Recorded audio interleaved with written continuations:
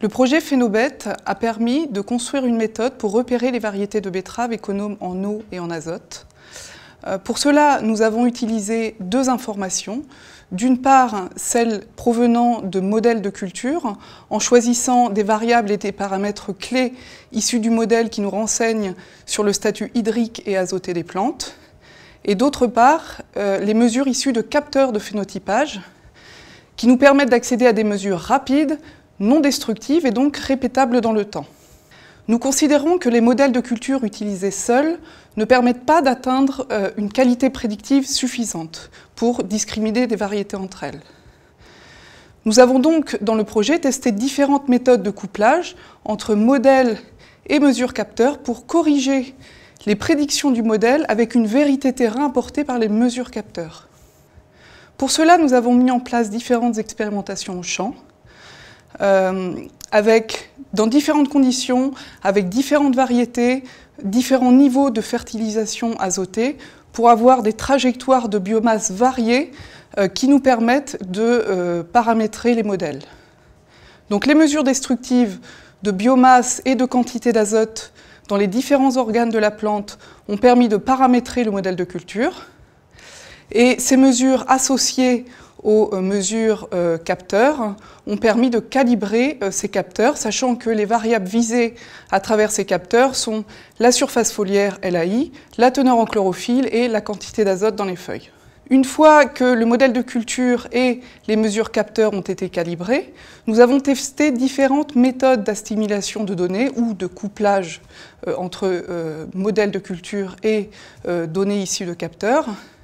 Pour cela, nous avons analysé la qualité de la prédiction des modèles avant et après assimilation de données.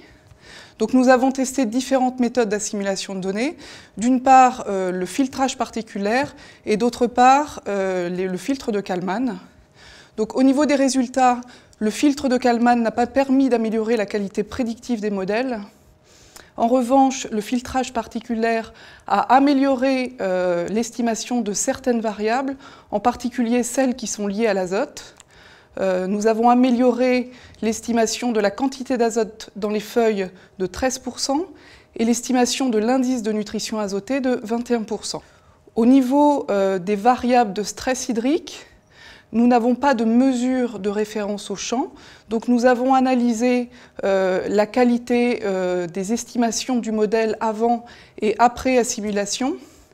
Donc ici, vous avez en illustration l'effet du stress hydrique sur le coefficient de RUE, qui est l'efficience d'utilisation du rayonnement par la plante.